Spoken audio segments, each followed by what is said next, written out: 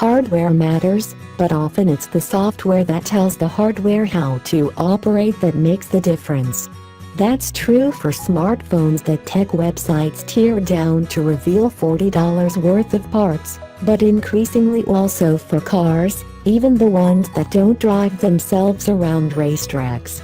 The new Audi R8 is perhaps the greatest example of tuning through 1S and 0S. There's no question the hardware here is superb. The Audi is the Lamborghini Huracan's twin sister, and mechanically the two cars are as closely related as any two GMJ bodies.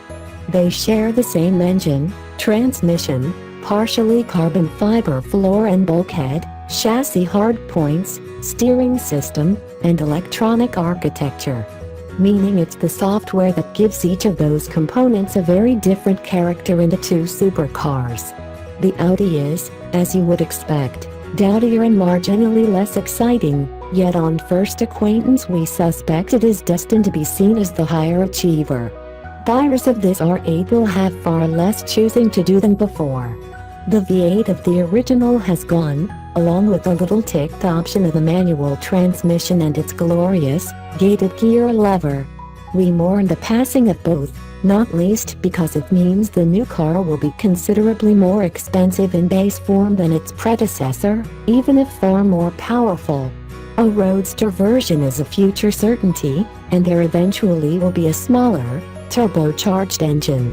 For now, though, the decision is between the standard V10 coupe with 540 horsepower and the V10 Plus with 610 horses, both sharing the same 5.2-liter displacement and heady, 8,700 RPM redline.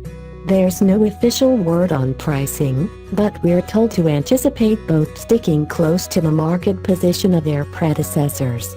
In other words, you can be fairly certain that, without at least $170,000 to spend, there won't be an R8 for you. Value always is a subjective call, but it's hard not to feel shortchanged by the styling, which is familiar to the point of being almost identical to the first-gen R8s. To reference Darwinian selection, and to risk yet another crop of threatening letters in green crayon and comments rendered in all caps, the R8's design has undergone about as much evolution as you would find taking place in a small pond during a winter's afternoon. The styling is edgier, the lines of the trapezoidal front grille sharper, but from more than 20 yards away it still looks more like a facelift than a new car. The telltale is that the blade behind the doors is now divided into two. LED headlights will be standard, but according to Audi USA we won't be getting the snazzy, optional laser lights anytime soon, and possibly not ever. Such are the hurdles of getting them through federal certification. The cabin tries harder and works better. The old R8 had started to feel short of both finesse and toys compared with new arrivals, and this one delivers both smart, functional design and quality materials. Like the new TT and upcoming A4, the R8 features Audi's virtual cockpit, a configurable screen behind the steering wheel. This combines instrumentation with everything that would normally be done by a central display screen, and it can be switched among a conventional speedometer and tachometer combo, a performance readout that includes the seemingly mandatory G-meter, and Google satellite mapping that zooms close enough to let you see if the neighbors sunbathe topless. As we noted after being allowed a single lap of the Le Mans circuit in the car, the R8's steering wheel now contains most of its dynamic controls.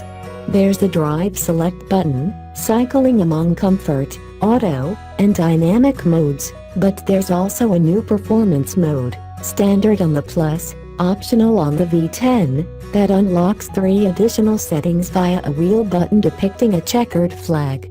These are dry, wet, and snow, for those who want to hoon their R8 when it's 10 below. The other major driving option is ratio varying dynamic steering. This will be strictly optional in the US, although the fact it was fitted to every single car on the press drive in Portugal suggests that Audi is determined to make us like it. Despite the almost countless man-years that Quattro GmbH's engineers put into the new R8, Its starring attraction remains the part that has been changed least, the V10 engine. It's worth a considerable price of admission in its own right, a high-revving masterpiece that stands as a glorious anachronism in a world where even Ferrari is downsizing and strapping on turbochargers. As in the Lamborghini, it has gained both port and direct injection and selective cylinder deactivation, but it is almost unchanged in character. Revs are what the V10 does best, but it's no anemic weakling at lower RPM.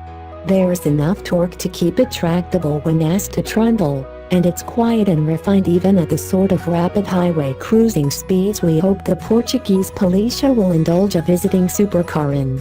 In the hills, it takes a good while to build up to using the full allocation of revs. Even upshifting at 6,500 revolutions per minute it feels sports car fast, with a good 2 grand still to go before reaching the limiter. Cross the 7,000 RPM line and you're in definite supercar territory, the V10 practically popping a can of spinach as it snarls its way to redline. Under hard use it feels almost as exciting as the Huracan, yet it's equally adept when asked to be a well-mannered boulevard cruiser or a polished Autobahn stormer. The transmission plays a vital part in this Jekyll and Hyde trick, with the 7-speed dual clutch box having been tweaked, digitally, of course, to deliver faster and more forceful upshifts under hard use, along with some nifty rev matching when you downshift. Yet left in drive and comfort mode, it's practically a 1970s style Waftomatic, shuffling its ratios both intelligently and seamlessly. The chassis coped with everything Portugal could throw at it with something close to disdain. The biggest bumps didn't unsettle it, even with the adjustable dampers in their firmest setting, and yet it also was completely unruffled by both the low-quality urban streets and some high-speed cruising on the Audi R8. The biggest mechanical change between the first R8 and this one is the arrival of an electronically controlled clutch to divert torque to the front axle, in place of the previous viscous coupling. This is much faster acting. Audi engineers claim it can go from fully free to locked in just a tenth of a second, and it is set up to divert torque to maximize traction and stability.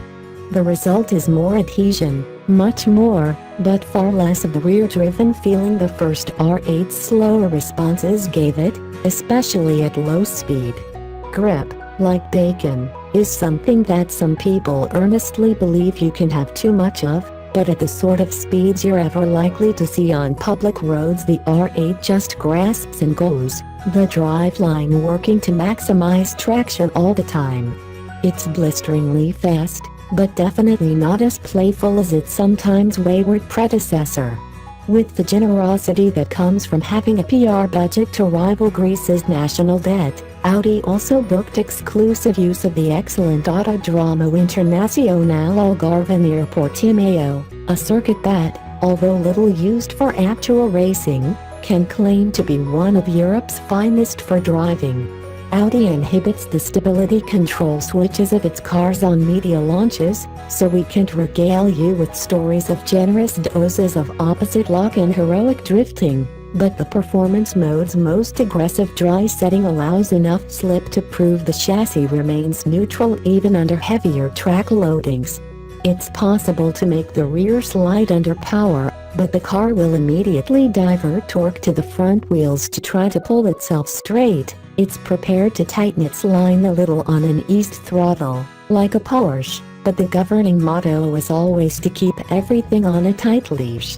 The steering dealt with Portugal's roads far better than it did the track at Le Mans.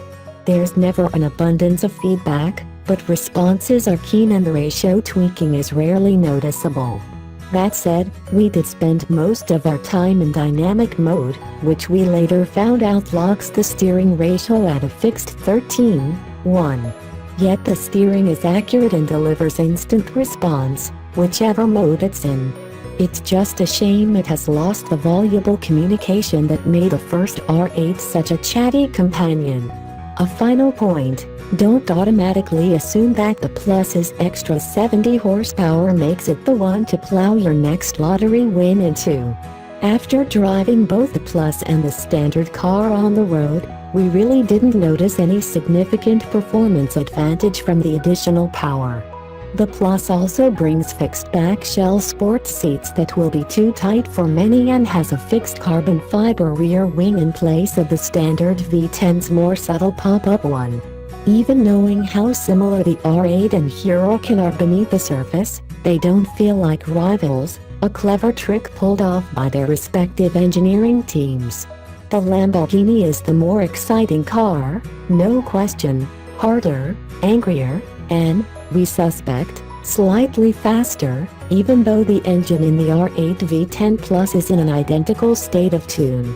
From an outsider's perspective, the fact the Audi will do pretty much the same for what we're estimating to be a $60,000 to $70,000 discount might look like a big problem, but Lamborghini's marketing department is probably more concerned by the fact that the $241,000 Huracan has the legs on the $404,000 Aventador.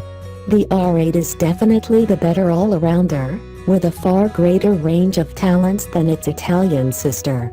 It's a viable everyday cruiser, as civilized at lower speeds as a TT or A5 coupe, yet it's also a thrilling supercar humbler in its own right.